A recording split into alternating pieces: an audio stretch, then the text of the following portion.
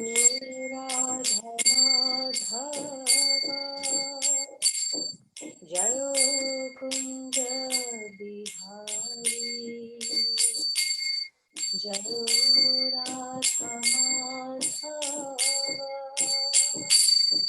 जय कुंज बिहारी जय गोपी जन वल्लभा जय गिरिवरधारी जय गिरिवरधारी जय गोपी जन वल्लभा जय गिरिवरधारी जय गिरिवरधारी जय राधा माधवा जय कुंज बिहारी यशोदानंदन ब्रज जनरंजन यशोदानंदन ब्रज जनरंजन यशोदानंदन ब्रज जनरंजन यमुना तीरवनचारी जयो राधा माधवा जयो कुंज बिहारी जयो राधा माधवा जयो कुंज बिहारी नमो विष्णुपदाय कृष्णपृष्ठाय भूतले श्रीमते भक्तिवेदांत स्वामी इति नामिने नमस्ते सरस्वती देवी गौरवाणी प्रचारिणे निर्विशेषा शून्यवादी पाश्चात्य देशकारिणी जय श्री कृष्ण चैतन्य प्रभु नित्यानंद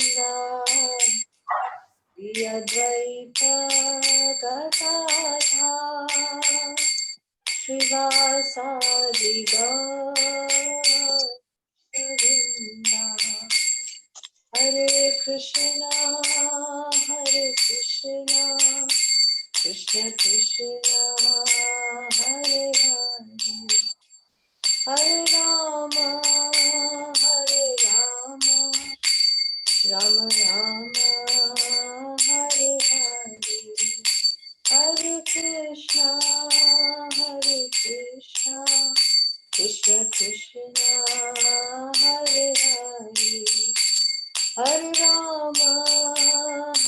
राम राम राम हरे हरे हरे कृष्णा कृष्ण कृष्ण हरे हरे हरे राम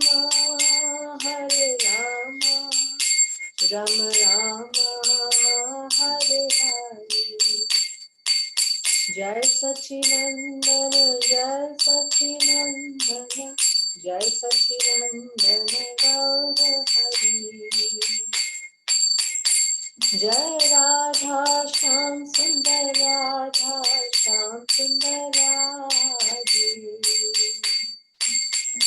जय राधा पाठ सखी Radhe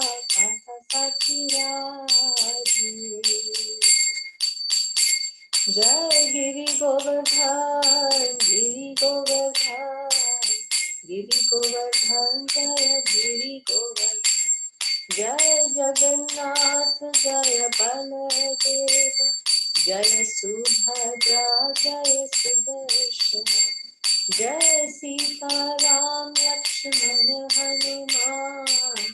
Sita Ram Lakshmana Hanuman. Jai Jai Prabhupada, Prabhupada, Prabhupada, Jai Srila Prabhupada, Jai Jai Gurudev, Gurudev, Gurudev, Jai Jai Gurudev, Nitai Gaur Hari Bol, Hari Bol. Hari Bol, Nitai Gaur, Hari Bol, Hari Bol, Hari Bol, Hari Bol, Hari Bol, Hari Bol, Hari Bol, Hari Bol, Hari Bol, Hari Bol, Hari Bol, Hari Bol, Hari Bol. Hari Nam Sankirtan Yagya ki Jai. Srila Prabhupada ki Jai. Titai Gaur Premanande. Hari Hari Hari Hari Hari. Jai Jai Shri Radhe.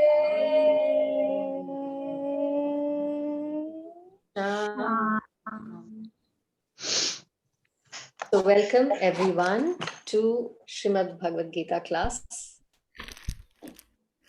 We have all done till 2.29. Does anyone remember what was the name of the 29th verse of chapter 2?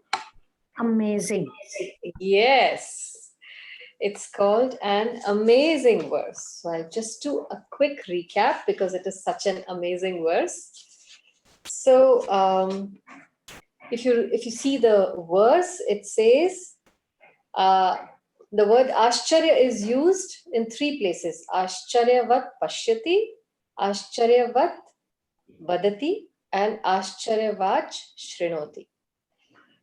The way to understand this verse and the impact of this verse is, supposing I'll give you a simple sentence. Amazingly, I see you. So amazing is in the starting of the sentence, and then I see you. This is a sentence. Amazingly, I see you. But I, see, and you are 3 subject matters in the sentence. So you can use amazingly, I see you. ये एक meaning बन गया. Amazingly, I see you. ये दूसरा meaning बन गया. And then amazingly, I see you. ये तीसरा meaning बन गया. Are you getting it? Amazing को I के साथ जोड़ा, amazing को C के साथ जोड़ा, amazing को U के साथ जोड़ा. तो 3 अलग-अलग meaning निकल रहे हैं.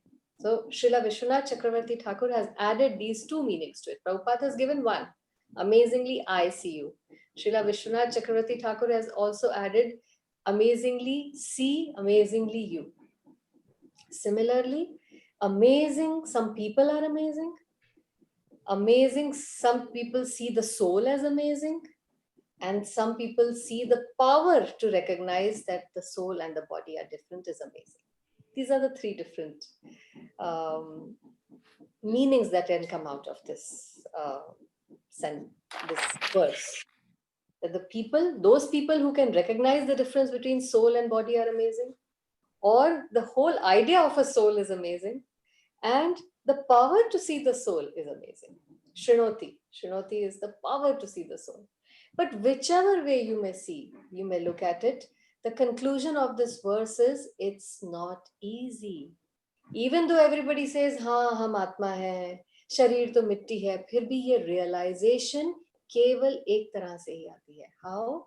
Through the kripa, through the mercy of a pure devotee. Only can you understand this, the amazingness of the difference between the soul and the body. And you also need 2 more things: austerity and sacrifice. In your karmic bank balance of your previous lifetimes and the current lifestyle, there should be enough bank balance of austerity and japa or yagya that we should have done in the past for us to very easily and quickly accept that Krishna is the Supreme Personality of God. Otherwise, it doesn't happen. And this can happen only by the mercy of a pure devotee. That's the amazingness of this verse. Okay, is that clear for everyone? Yes, Anjali. The third meaning, three different meanings. The power to see the soul. The power. Power. Shrinoti.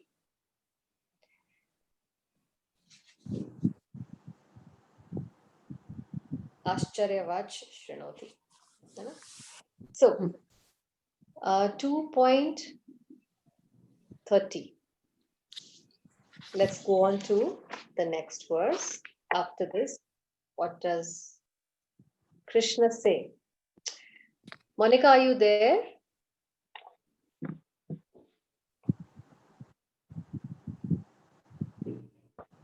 Monica Virmani was supposed to recite this verse. YG, you can do it. Yeah, you'd actually ask me. Okay. Okay.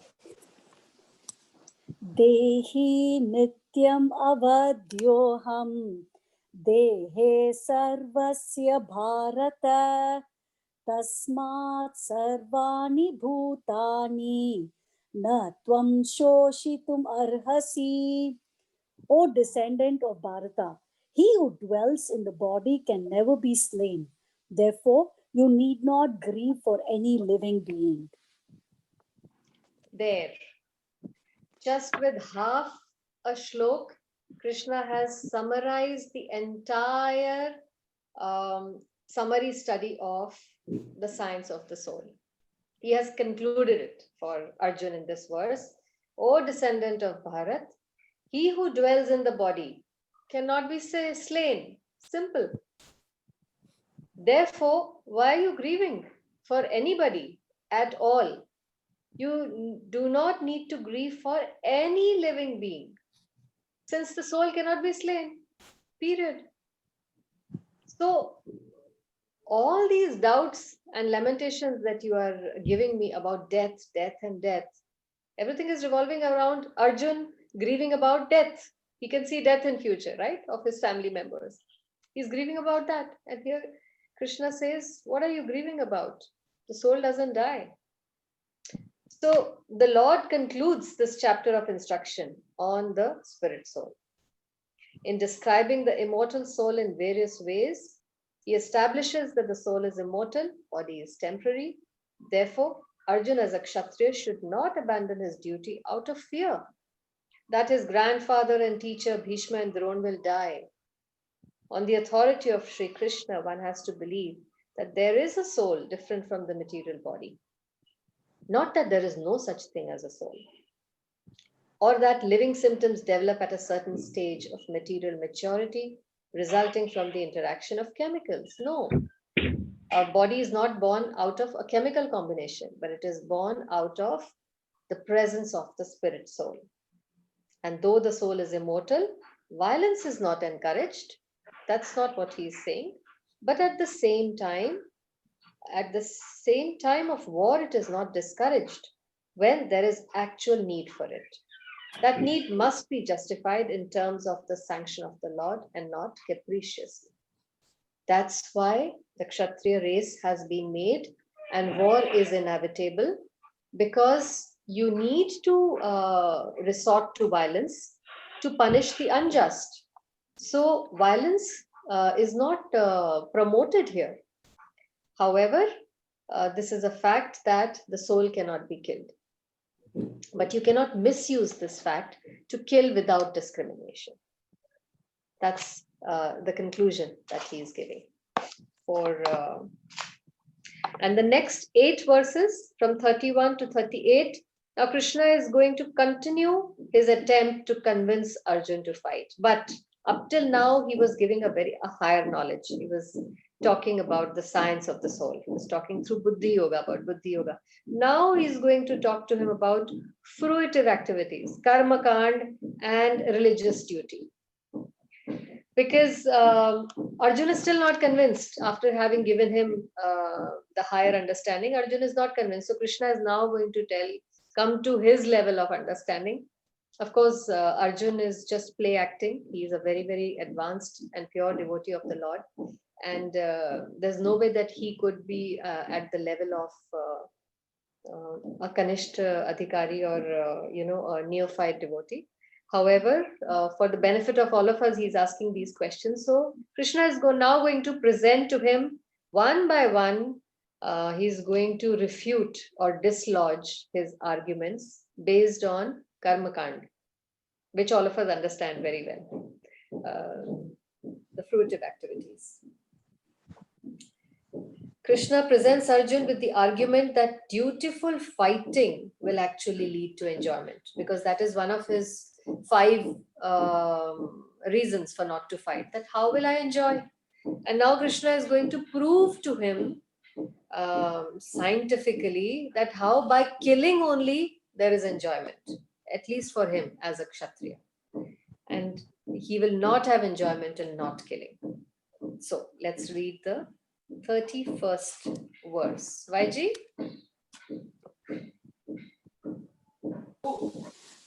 Swadharmam api chavekshya na vikampitum arhasi dharmyadiyutta shreyonyat kshatriyasya na vidyate. Considering your specific duty as a Kshatriya, you should know that there is no better engagement for you than fighting on religious principles, and so there is no need for hesitation. Yeah. So Krishna is now reminding him that Arjun, you are first a Kshatriya. Don't think that you're just a grandchild or a student. Before you are a grandchild to Bhishmadev and before you are a student to Dronacharya, you are first and foremost a Kshatriya. And you should know that there is no better engagement for you than fighting. And fighting how? On religious principles. A dharma yudh. This is a fight on religious principles. But there is no need for hesitation for you. What kind of reasons and logic are you bringing for not fighting? So in the previous section, Krishna has used arguments based on Gyan to induce Arjun to fight.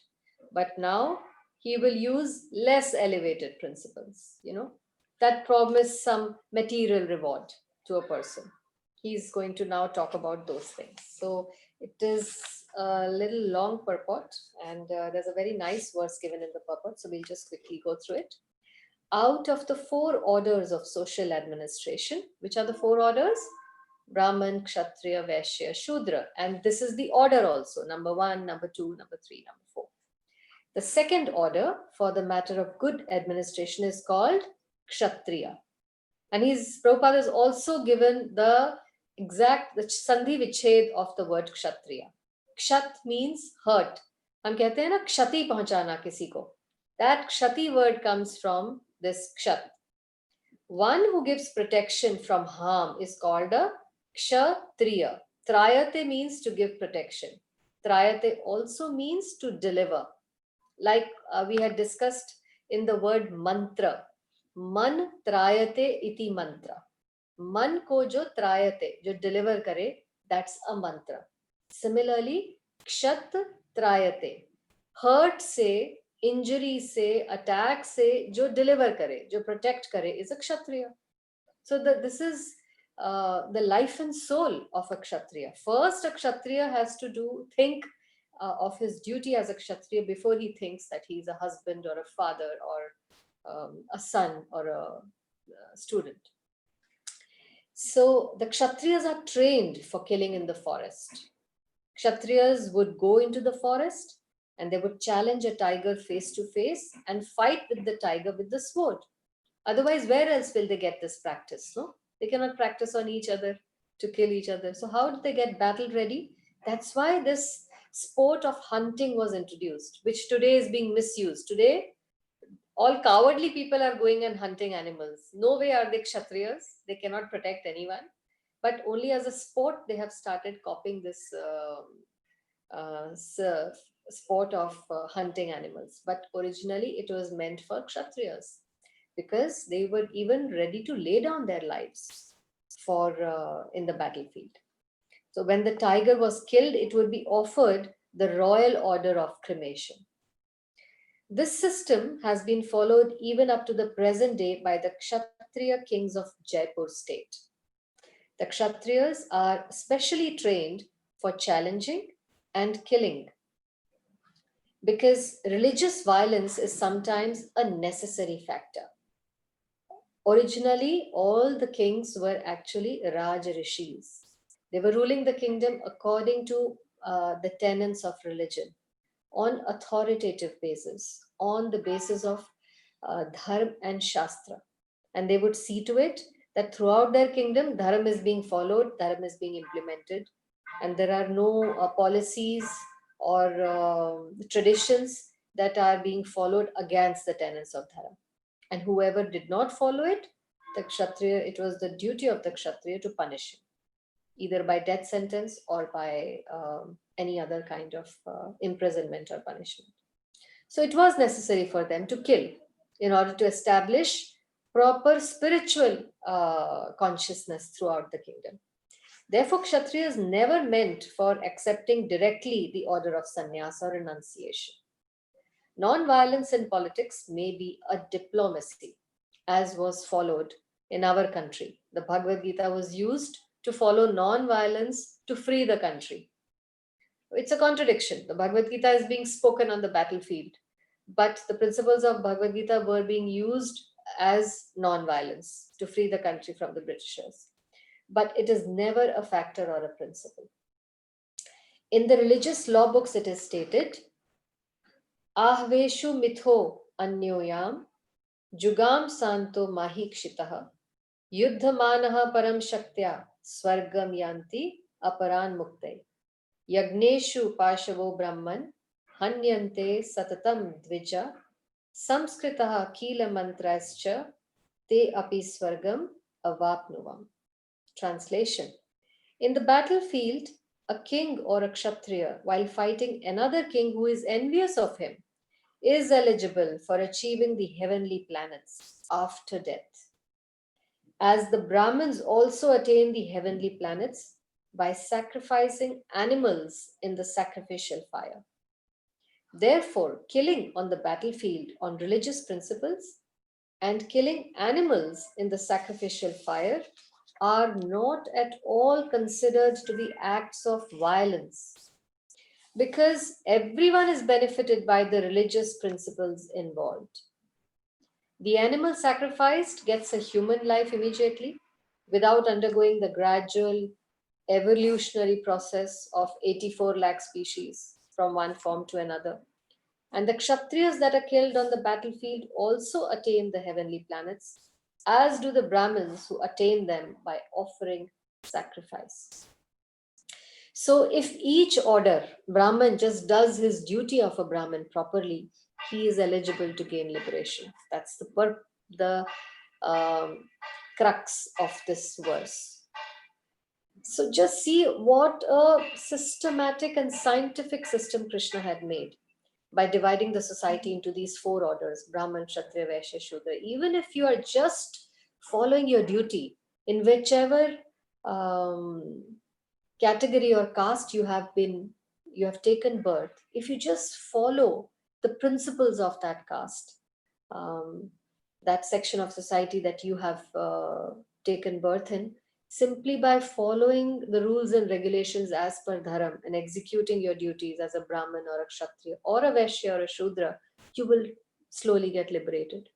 How scientific that is. You don't, so everybody, rich or poor, learned or foolish, literate or illiterate, everybody had a chance to get liberated. You need not be privileged. You did not, liberation was just not for those people who had facilities. Everybody could get just by doing your duty. And everybody has the freedom to do their duty and the choice to do their duty. So it was a very fair system. There are two kinds of swadharmas. Swa means your own, your constitutional duty, specific duties. As long as one is not liberated, one has to perform the duties of his particular body. in accordance with religious principles in order to achieve liberation. So you're born as a woman, then just by doing your duty or that of a mother, wife, daughter, daughter-in-law, sister, all these different aspects, if you're just executing them not as per your own speculation or what you think is the right way, but according to the tenets of Shastra, you will slowly go towards liberation. When one is liberated, one's swadharam or specific duty becomes spiritual and is not in the material bodily concept. In the bodily conception of life, there are specific duties for the Brahmins and Kshatriyas respectively, and such duties are unavoidable. Swadharam is ordained by the Lord, and this will be clarified later in the 4th chapter. On the bodily plane, Swadharam is called Varnashram Dharam, which is what is Varnashram Dharam? Brahman, Kshatriya, Vaishya, Shudra, or man's stepping stone for spiritual understanding. Also, Brahmacharya, Grihastha, Vanprastha, and Sannyas. This also comes in Varnashram. So these 8 points or these 8 steps of life, if you follow, then you are following your Swadharam. You are following the Dharam that God, that Krishna had ordained for you. Human civilization begins from the stage of Varnashram Dharam, or specific duties in terms of the specific modes of nature of the body obtained. What is that? Whatever you have obtained from birth, whichever varan and ashram that you have been born into, that is your swadharam automatically. You don't have to go looking for it or searching for it. And discharging one's specific duty in any field of action in accordance with the orders of higher authorities serves to elevate one to a higher status of life. It's such a simple thing, but it is so deep, so scientific. And you can look around you right now, and we have played havoc with this most simple and basic thing. Neither are we following the Brahman, Kshatriya, Vaishya, Shudra duties, nor are we following the Brahmacharya, Grihastha, Vanprastha, and Sannyas ashram duties. And consequently, the whole society is in turmoil and everybody is blaming religion for it. Can you see? And why is all this? Just because we are not taking guidance or instruction from the Shastra, from the Bhagavad Gita. Everything is already given out in the Bhagavad Gita. Where is the need to go into mental speculation or go into your own ideas of how to live your life? Yes, Sheetal, you may ask your question. So, we're talking about the Varnashram. So Varn is based on the qualities, right? With which we are born. We may be born with the qualities of Kshatriyas or a Brahmana or whatever. तो उसमें हमारा choice नहीं है. So do we have a choice to choose our ashram? I mean, like, in the Shastras, it's written that from a certain age to a certain age, we take up to the Brahmacharya ashram, and then we move to Grihastha, and then after a certain age, it's Vanprastha and then Sannyas. So my question is that do we have so we can skip a particular ashram by our own will, or do we have to follow it in the same order, or how is that decided? How is the ashram decided? Who decides the ashram? हम अपना वर्ण तो choose नहीं कर सकते, वो तो we are born with that, right? But how do we choose the ashram? How does that thing work? So the first 25 years of your life are automatically Brahmacharya ashram. There is nothing that you have to choose in that. It's your ashram to study, you have to study, period. Right. And you have to observe celibacy. That's the whole idea of observing Brahmacharya ashram, जिसकी धज्जियां उड़ रही हैं आज. Consequently, people are unhappy, more unhappy. Children are more unhappy today than they were during our time, because we were following it to a large extent. And naturally, the next is Grihasthashram. All of us do get married, and then you follow the tenets of Grihasthashram. And then later you move on to Vanprastha and Sannyas. But so Yes. So how do you explain somebody, say, who's in college, for example, हम ISKCON का example ले रहे हैं, and who's completed his studies, for example, he's done his IIT, and वहाँ से he gets inclined towards an ISKCON thing, and then he leaves his ashram and continues to be a brahmachari, and then he's never entered a grihastha, and then he starts to preach. So is he violating the ashram rules? Is Which rule did he violate? Yeah, I'm asking you. I mean, उसने वो from a so he's a brahmachari and then he continues to be a brahmachari and then so maybe say take sannyas for example. So that's So not any violation. no, You can- वही पूछ रही हूँ मैं. So you That's no violation. You entering into grihastha is optional for boys, Yes. not for girls, because girls need protection. ये I mean, it largely. shastric references for this later or whenever because For I what? for the same that the entering into a grahastha ashram is optional. Oh, yeah. There are plenty of options for that. You can continue living a brahmacharya life. In fact, So that's if the you have highest. Yes, so if you have any scriptural references on this, तो please मेरे को भेज देना. Huh. But why is that important? This What is we are not discussing here is very something- different from No, this. I guess this is different. I know, but it's just because the topic was touched, so this is not my question. I wanted to just know it, तो इसलिए मैंने पूछ लिया क्योंकि we were just talking about it. All right. Okay. All right. Thank you. So,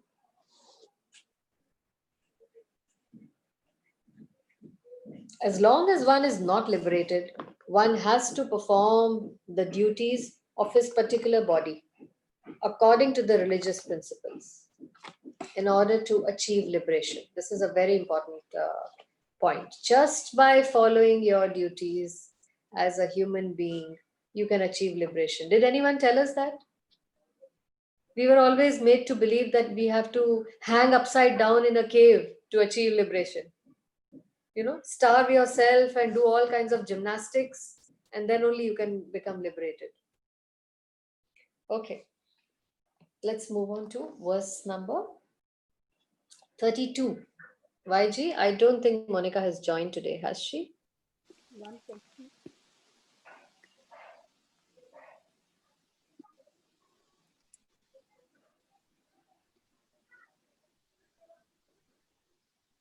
Yeah, I don't see Monica actually. Yeah. One question. Does anyone want to try reading verse 32? Or else we will request YG only. Can I try, Vanita? Yes, Ishita, sure. Yeah, next one, Neelam, you can say. No, I just want to ask one thing. Yeah, tell me. This order, what do we call this? Varnashram ka jo hai, Brahman, Kshatriya, Vaishya, what do we call that term? This is Varnashram system only. All 8. Brahman, Kshatriya, Vaishya, Shudra and हम लोग इसको कुछ कहते हैं ना, ये 4 को ऐसे बोलते हैं, and then वो 4 जो ब्रह्मचार्य गृहस्थ, we call something term use करते हैं दोनों को. I'm not remembering that term. Varnashram. It is Varnashram only. Varnashram dharma. Varn and ashram are 2 things. This is Varna and then you have ashrams. These are the 4 Varnas and then the 4 ashrams. Wahi hai. So 8.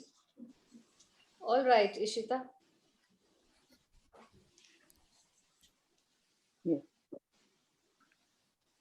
यदृच्छया चोपपन्नं स्वर्गद्वारम् अपावृतं सुखिना क्षत्रिया पार्थ लभन्ते युद्धम् ईदृशम्.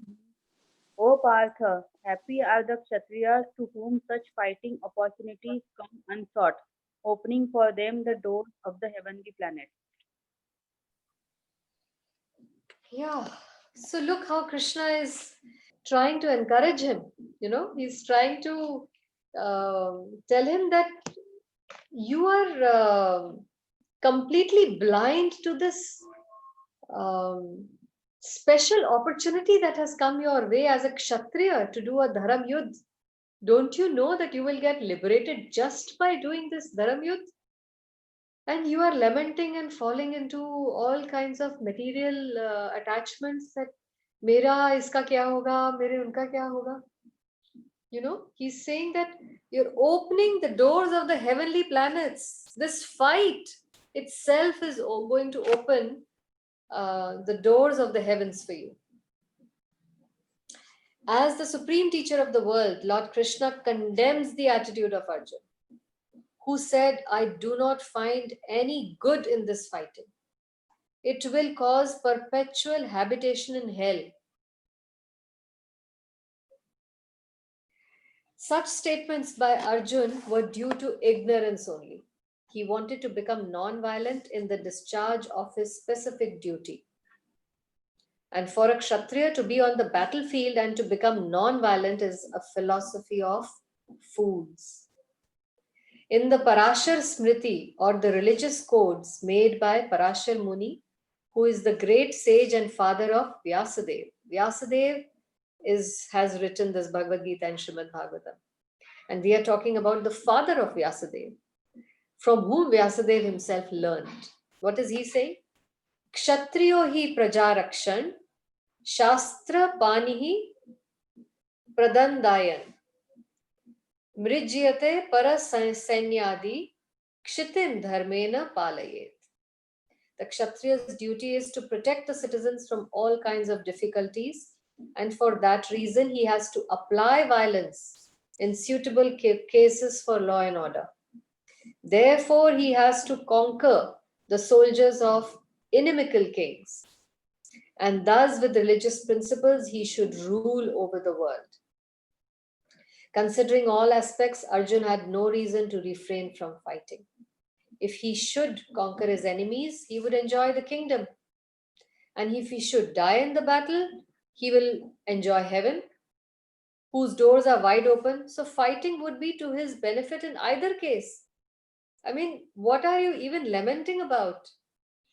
If you die, then heaven is waiting for you. And if you fight and win here, you stay alive and you win, then anyway, this kingdom is waiting for you. What are you lamenting for? You know, it is actually very surprising how this kind of a doubt has come. Krishna is very surprised. Also, he's not only surprised, but he's disappointed by the way Arjun is behaving. Okay, next verse. Who wants to recite?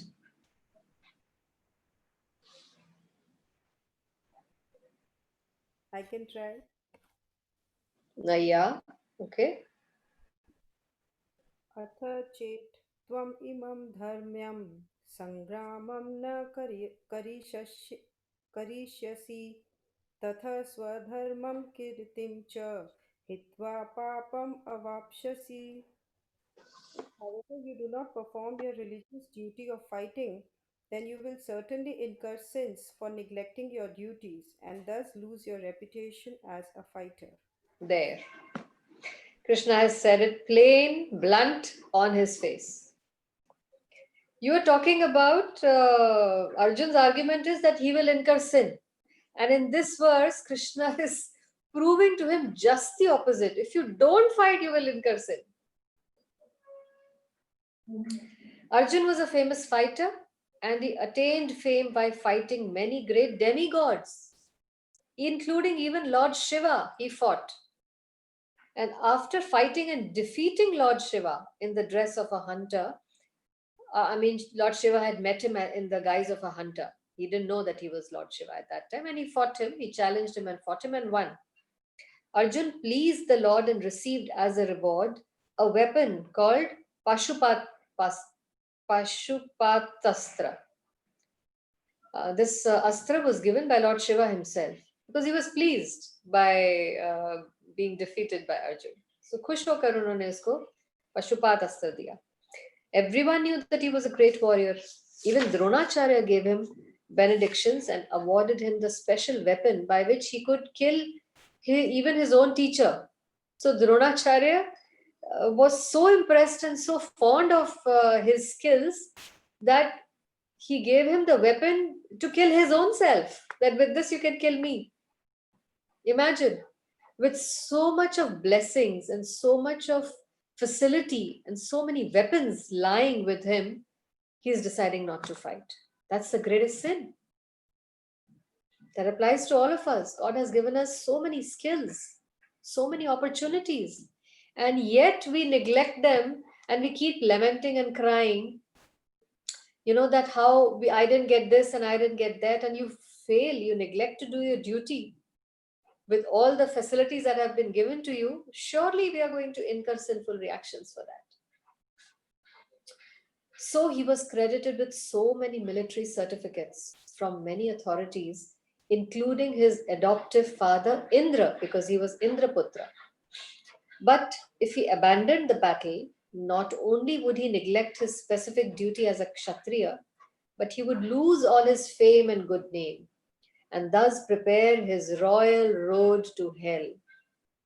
So he's actually preparing his road to hell by not doing his duty as a Kshatriya. In other words, he would go to hell not by fighting, but by not fighting. Again, there's a play of words here, like the amazing verse. So now in these remaining verses from 33 to 37, Krishna describes additional losses that Arjun will suffer if he neglects his duty. And Arjun thinks it will be more noble to leave the battlefield, but Krishna is going to argue systematically and prove him wrong in each verse. मतलब अर्जुन की ही बात को वो लेकर उसको defeat करेंगे. You said this point and this is where you are wrong.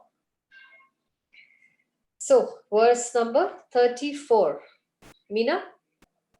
Yeah. अकीर्तिं चापि भूतानि कथयिष्यन्ति अव्ययवां सम्भावितस्य च अकीर्तिः मन्नतः अतिरिच्यते.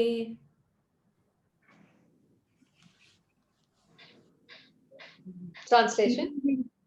People will always speak of your infamy, and for a respectable person, dishonor is worse than death. Yeah. Both as a friend and philosopher to Arjun, Lord Krishna now gives his final judgment regarding Arjun's refusal to fight. The Lord says, Arjun, if you leave the battlefield before the battle even begins, people will call you a coward. And if you think that people may call you bad names, but that you will save your life by fleeing the battlefield, then my advice is that you do better to die in the battle. For a respectable man like you, ill fame is worse than death. So you should not flee or fear for your life. Better to die in the battlefield. That will save you from the ill fame of misusing my friendship and from losing your prestige in society. So the final judgment of the Lord was for Arjun to die in the battlefield and not withdraw. So this is like a tight slap. Many times Krishna has slapped. In the previous verse, in the initial verse, you must have remembered that he called him a eunuch. That was the first slap that he gave him. Now he's saying, you're scared of dying? Better to die. Because, see, Krishna is the most intelligent person. So he's saying that you are out of compassion taking this decision not to fight, that you don't want to kill. It's not that you're afraid of them. You know very well that you can kill Bhishma and Drona, but you're out of compassion for them. You want to leave the battlefield. But he says, this is the material world. Nobody is going to believe that you left the battlefield out of compassion. Everybody is only going to say that you left it out of fear, that you were a coward, you got scared by seeing the great army of the Kauravas and you ran away. You're not going to get any credit for your compassion. You're only going to get a bad name, infamy. And don't forget that you're a Kshatriya. And as a Kshatriya, in the mode of passion, your blood is going to boil. You will get angry. You will not be able to take this bad reputation, because this bad reputation will follow you till your death. You will never be able to run away from it. So for you, it is going to be a living death if you choose to run away from the battlefield, because you are going to burn in this insult of this bad reputation of being a coward and running away. Better than that is to fight and die on the battlefield. So for a Kshatriya, even now you can, there are so many stories in Rajasthan of how the Rajputs followed the system of better to die on the battlefield than show your back to the enemy. In fact, there is one story of a very valiant king that he got newly married and he had such a beautiful wife, and just the second day or third day of his marriage, and there was a call, there was a sudden attack by a neighboring king. But he was so smitten by his beautiful wife that he just didn't have the heart to go to war. And every time he would get up to leave, he would look at her and he would again sit down, and hold her and say, how can I leave you? You are my newly married wife. You're so young. I have to protect you on some pretext or the other. And the wife could see that this is going to bring great insult and misfortune for her husband. And she is going to be the cause of that. Because of her, he didn't even do his duty as a Kshatriya. It's a very big insult. And she didn't know how to motivate her husband to get up. But the honor was so much bigger than anything else. She said, if I continue, even though I will be the center of his life and I will be his, his pampered wife, still I'm going to burn in this shame. And that is worse than becoming his pet wife and lovable wife. So what did she do? She went to the other room and with his own sword, she cut off her neck. And she asked her maidservant to put it on a plate and serve it to her husband. Such was her fear of this infamy of not going to fight when it was required as a Kshatriya to fight. That rather than live in that insult and shame throughout your life, it's better to die. And surely the moment the husband saw that head, that shock brought him back to his senses. And through her hair, he tied her head around his neck with her hair. And then he went to fight. He fought the battle. And I think he died too in the battle. But my point here is that this infamy or insult is like poison, and a Kshatriya runs away from this kind of predicament. And that's what Krishna is trying to tell Arjun also, that I know you are a Kshatriya, you will not be able to tolerate this insult of running away from the battlefield, and nobody is going to give you credit. Neither on the material world will you be happy, and anyways, the doors of heavens will also be closed for you. Neither in this life, this planet will you be happy, nor in the next planet will you be happy. You will be straight going to hell. You will burn in hell anyways, either on earth or outside of earth. Okay, so now let's read the 35th verse.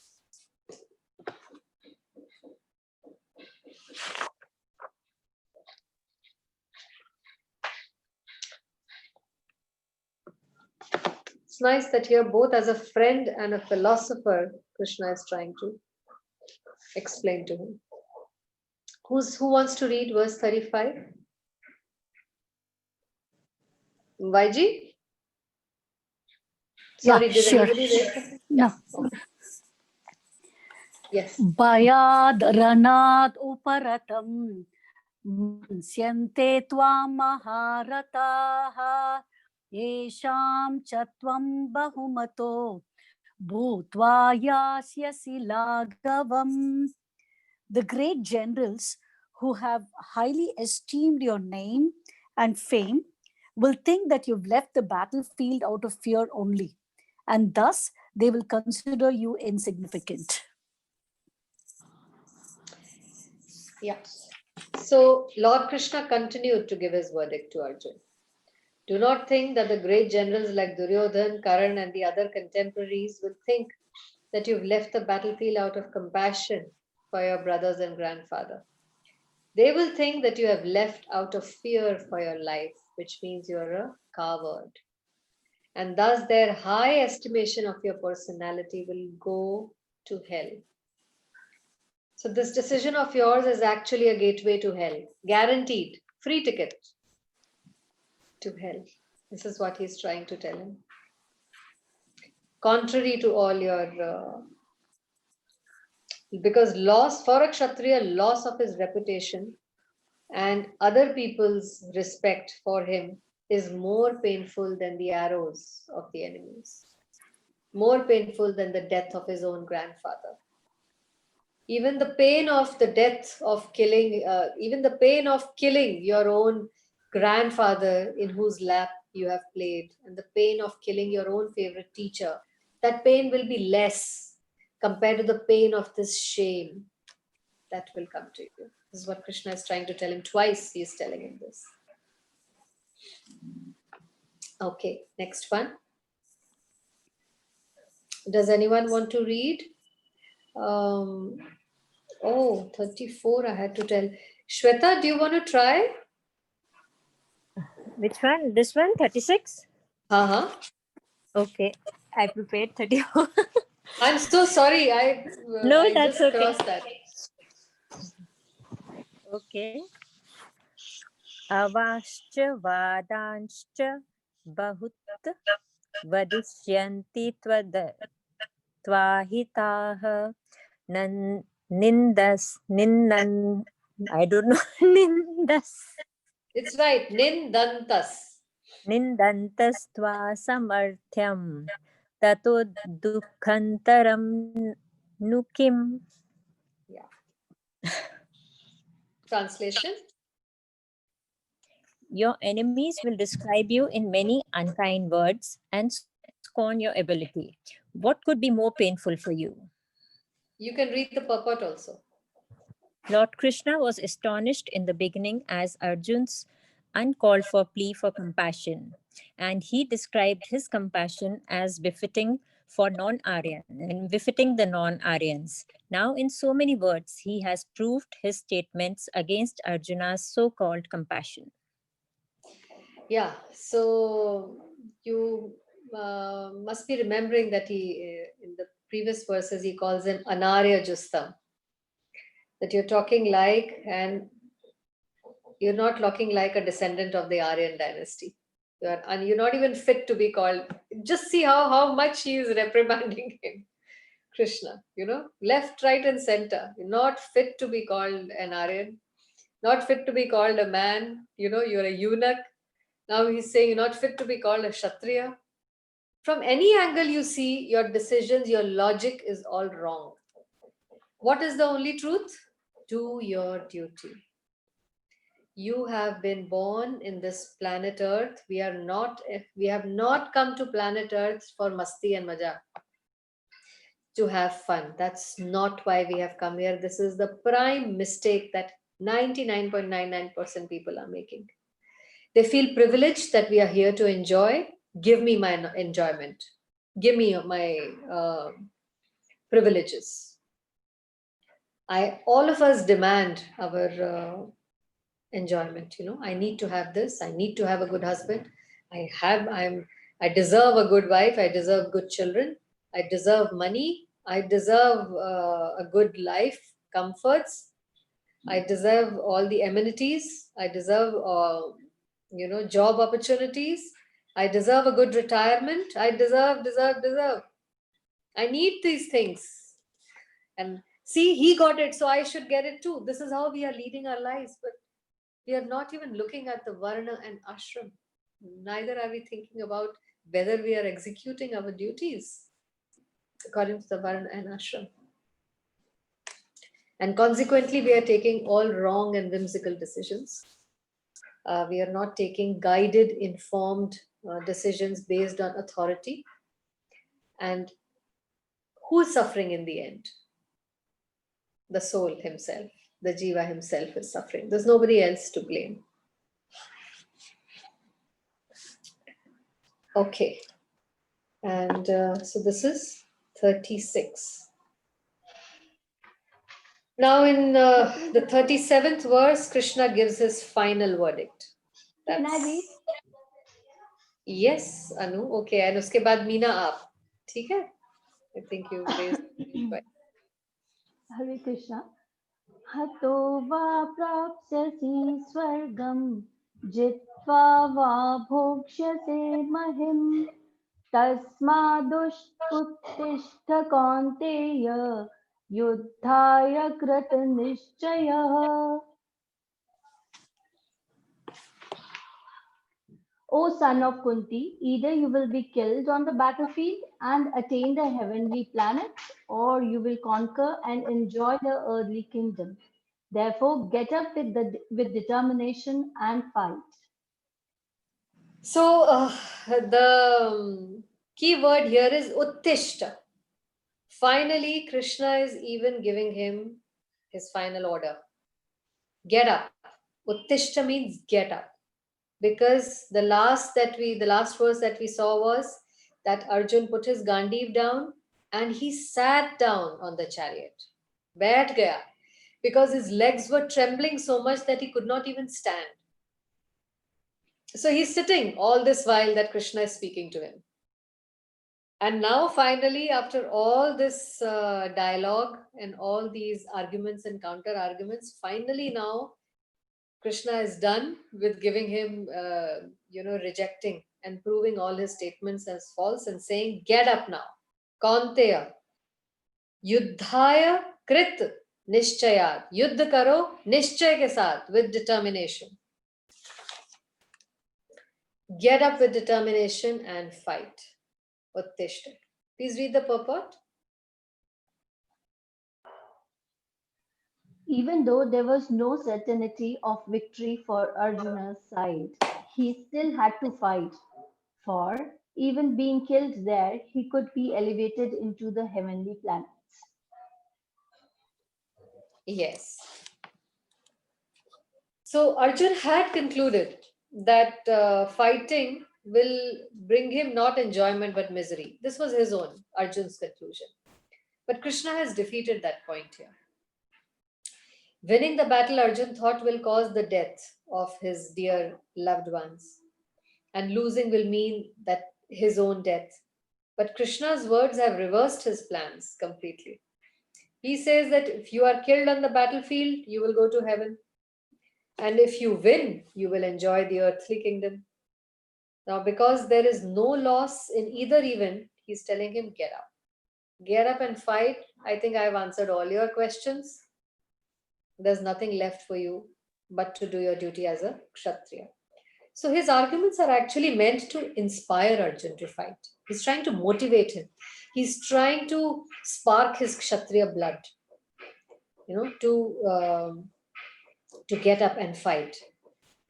So they are meant to inspire Arjun to fight, and there are a particular set of instructions that address material enjoyment. Now, all this logic that Krishna is giving is actually not the highest philosophy that he's trying to give him.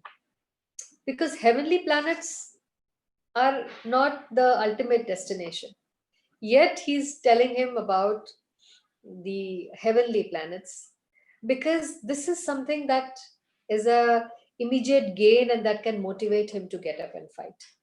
Because his arguments were based on materialistic reasons. So that is why he's giving him also a materialistic solution. Based on identifying oneself with one's body. So Krishna ends this section in the next verse and then takes the discussion to now the higher level of working in knowledge. That will happen in verse 39, where he is going to again now take him to a higher knowledge than this materialistic knowledge that he is giving him right. But for now, we will read verse 38, Meena.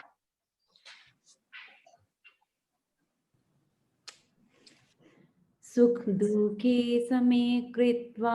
No, 39, right? Okay, 38, sorry. No, Yeah, 38. 38, yeah. Sukh dukhe same kritva. Labho jaya jayo. Tato yuddhaye yuj yasav. Nevam papam avapyasi. Do thou fight for the sake of fighting without considering happiness or distress, loss or gain, victory or defeat, and by so doing you shall never incur sin.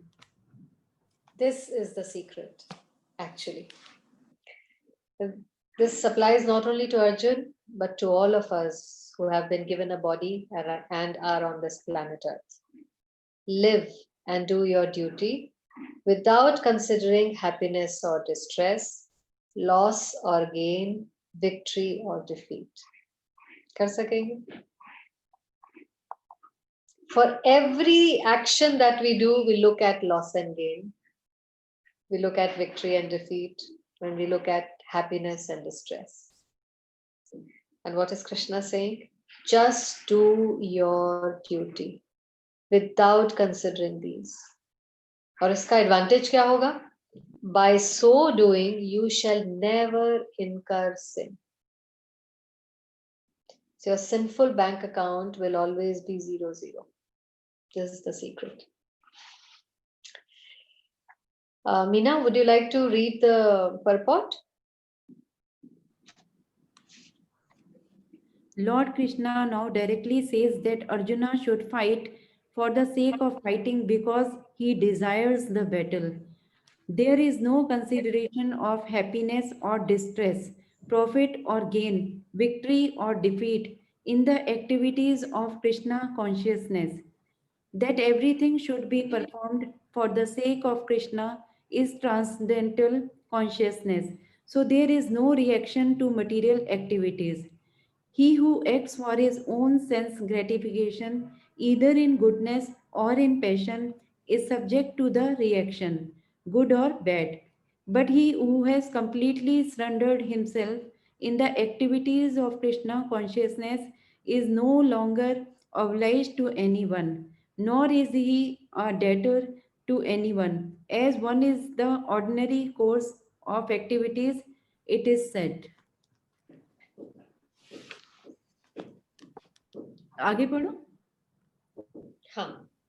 देव ऋषि भूताप्त निर्नाम पित्रा नाम ना किंकरो नायामृणी चाराजन सर्व आत्मनः यः शरण्यं गतो Mukundan परिहत्य कर्तम. Anyone who has completely surrendered unto Krishna Mukunda, giving up all other duties, is no longer a debtor, nor is he obliged to anyone, nor the demigods, nor the sages, nor the people in general, nor kinsmen, nor humanity, nor forefathers. That is the indirect hint given by Krishna to Arjuna in this verse, and the matter will be more clearly explained in the following verses. So I think all of us should memorize this verse of the Srimad Bhagavatam, 11th canto, 5th chapter, 41st verse. This verse is proof of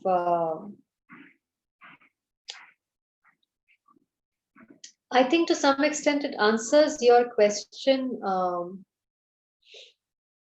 Sheetal. You can give this verse as proof to your question. This is a anyone who has completely surrendered unto Krishna, giving up all other duties, he is no longer a debtor. Debtor means ऋणी. हम हमारे ऊपर ऋण है ना, माता पिता के ऋण, देवी देवताओं के ऋण, पितरों के ऋण, सारे ऋणों से मुक्त है. Nor is he obliged to anyone, nor the demigods, nor the sages. ऋषियों का ऋण है हमारे ऊपर, सप्त ऋषियों का. Nor the people in general, nor kinsmen. Kinsmen is family, blood relatives. Nor humanity, nor forefathers, pitra. This is very deep. This is not a small statement. Otherwise, every human being born on this planet Earth is under the debt of all these people, because in सबका योगदान है उसके जन्म लेने में यहाँ पे. And they are continuing to give him benefit.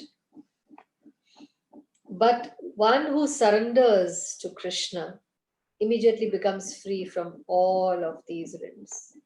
He doesn't have to follow Varnashram also. Okay.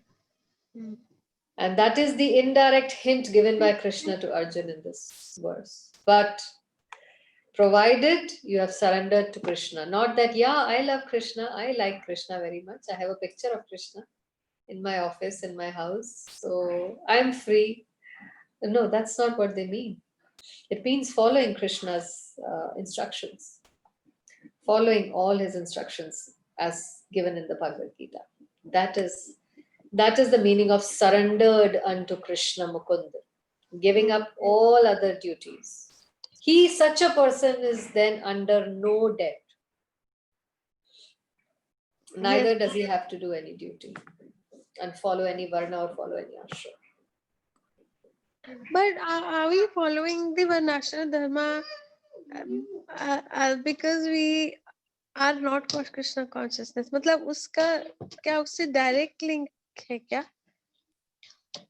I didn't understand your question. No, but if because we are not Krishna conscious, then we have an obligation to follow the Varnashram Dharma. यही आप बोल रहे हो ना? But अगर हम Krishna conscious हैं, then we are under no obligation to follow. Is it? Yes. Yes, absolutely. So, this 38th verse, I have a very nice explanation by Bhurijan Prabhu. I want to read that for you. Arjun reasoned earlier that fighting the battle would cause him to suffer prolonged sinful reactions. But here Krishna is explaining that no sin will come to him if he executes his duty in proper Mukunda consciousness or Krishna consciousness. So in all the previous verses, from verse 11 to verse 30, to remove Arjun's arguments against fighting, Krishna has presented Gyan, the difference between the body and soul, because Arjun and the other warriors are eternal souls. So no one will die, only the body will die, which unavoidably anyways is going to perish. After presenting these arguments, Krishna now encouraged Arjun to fight based on fruitive considerations, based on karam, to gain pleasure and to avoid suffering. And now Krishna is instructing Arjun to combine both Gyan and karam and to fight with detachment. So working in this consciousness, technically, this is called Buddhi Yoga. In other ways, you can also call it Nishkam Karma Yoga. Why Nishkam Karma Yoga? You will not get any sinful reaction. For all other karam that you do, you will get a reaction, good or bad. But if you follow Krishna consciousness or if you follow Buddhi Yoga, you do not get any reaction. That is why it's called Nishkam Karma Yoga, which means detached work on the platform of knowledge. So Baldev Vidyabhushan defines Buddhi Yoga as it's the complete Gyan within itself. So Krishna in this verse has directly instructed Arjun to fight, though his order is in the form of requesting him. for the sake of fighting. Actually, Arjun's fighting will ultimately be impelled by his desire to fulfill the order of Krishna. This is bhakti. Krishna wants Arjun to fight on his order as his surrendered servant with bhakti, detached from the results. And in this way, Arjun will remain sinless. Did you understand this point? This applies to all of us. Krishna wants, instead of Arjun, let's say us. Krishna wants us to fight or to do our duty on his order as his surrendered servant. And he wants us to do our duty with bhakti, detached from all the results of our actions. And in this way, we will not incur any sinful reaction. And if we do not incur sinful reaction, we will not have to come back to take birth. Because we come back to take birth only because we have so much of debt on us from our previous life कि उस debt को, उस ऋण को उतारने के लिए हमें बार-बार आना पड़ता है. But if you follow Krishna consciousness, you don't have to. Because Krishna consciousness is a very, very, it's a priceless gift in our life. Please do not think that this is like any other ordinary Gita class, or that this opportunity that we have got to read the Srimad Bhagavad Gita as it is just any other, like any other opportunity. This does not come easily. This does not come in one's lifetime. It comes very rarely. And it is such a precious gift that please guard it and keep it very, very safe. That's how precious it is. Hare Krishna. So we've covered a lot of verses today. 8 verses. 39th verse onwards we will do from next class. Any questions? This means I just want to ask, अभी जो आपने explanation करा, according to that, this means that we just have to do our work. That means we have to do our duties without expectation of any results. Is it like that? You're missing one important point. We have to do our duties in Krishna consciousness. In Krishna according to, yes, according to the instructions of Krishna. Otherwise, हम सब अपनी duty अपने मन से तो कर ही रहे हैं. But that's the whole problem. कि हम whimsically कर रहे हैं, अपने हिसाब से कर रहे हैं. But if you follow the tenets of the Bhagavad Gita and you live your life and you do your duties according to the instructions of the Bhagavad Gita, then. Okay? Ishita has a question. Ishita, you can ask the question. Yeah.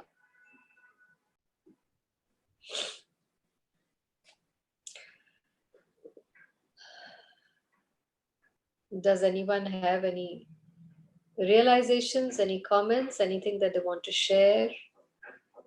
I want to ask, I was waiting Ishita that she will ask her question. Why here specifically Mukunda is mentioned? Has been referred as Mukund. I didn't understand your question. Why not? No, I want to What do you ask. mean? Every name, Krishna has been given a name with some reason. And Keshav, he killed the demon Keshav. Keshav. Acha, the significance of the word Mukund.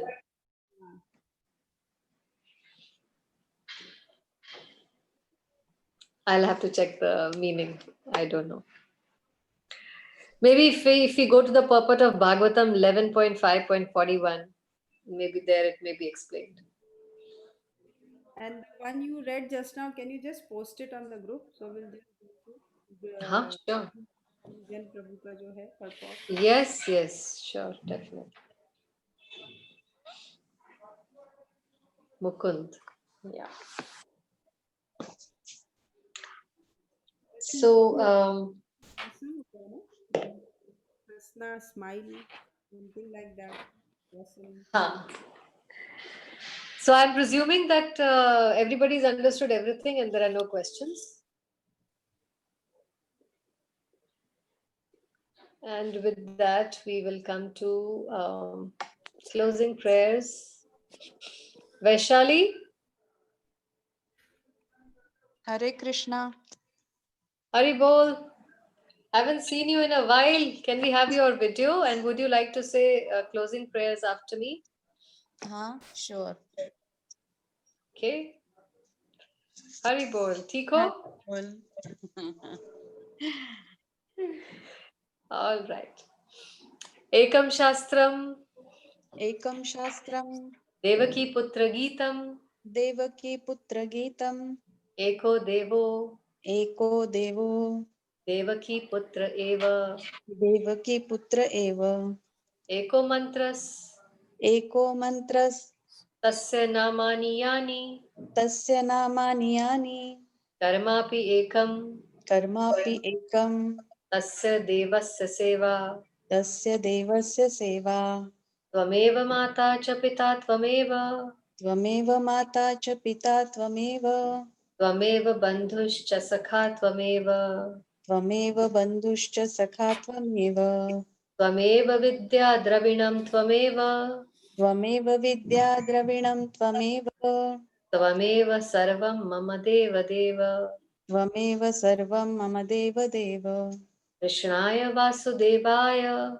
Krishnaya Vasudevaya, Hare Paramatmane, Haraye Paramatmane, Pranata Kalesh Nashaya, Pranatakleshanashaya, Govindaya Namo Namaha, Govindaya Namo Namaha, Krishnaya Vasudevaya, Krishnaya Vasudevaya, Devaki Nandanaya Cha, Devaki Nandanaya Cha, Nanda Gopa Kumaraya, Nanda Gopakumaraya, Govindaya Namo Namaha, Govindaya Namo Namaha, Vasudevam Sutam Devam, Vasudeva Sutam Devam, Kamsa Chanura Mardanam, Kansa Chanuramardanam, Devaki Paramanandam, Devaki Paramanandam, Krishnam Vande Jagadgurum, Krishnam Vande Jagadgurum, Katyayani Mahamaye, Katyayani Mahamaye, Mahayogini Adhishwari, Mahayogini Adhishwari, Nanda Gopa Sutam Devi, Nanda Gopa Sutam Devi, Patim Me Kurute Namaha, Patin Me Kurute Namaha, Shri Krishna Sharanam Mama, Shri Krishna Sharanam Mama, Dasoham Krishna Tavasmi, Dasoham Krishna Tavasmi, Hare Krishna, Krishna Krishna, Hare Hare, Hare Rama, Rama Rama, Hare Hare. Hare बोलिए. Hare Krishna, Krishna Krishna, Hare Hare, Hare Rama, Rama Rama Rama, Rama, Hare Hare. Srila Prabhupada की जय, Jai, Guru Maharaj की जय, Jai, Nitai गौर प्रेमानंदे, Hari Hari Hari बोल. Hari Hari Hari Bol. जय जय श्री राधे.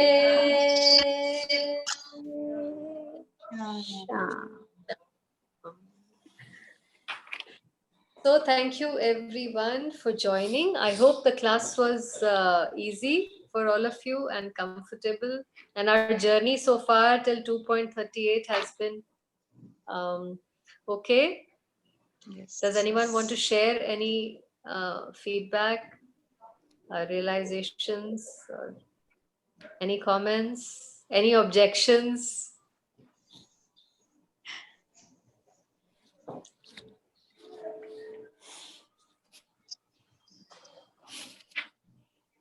सब चुप हैं.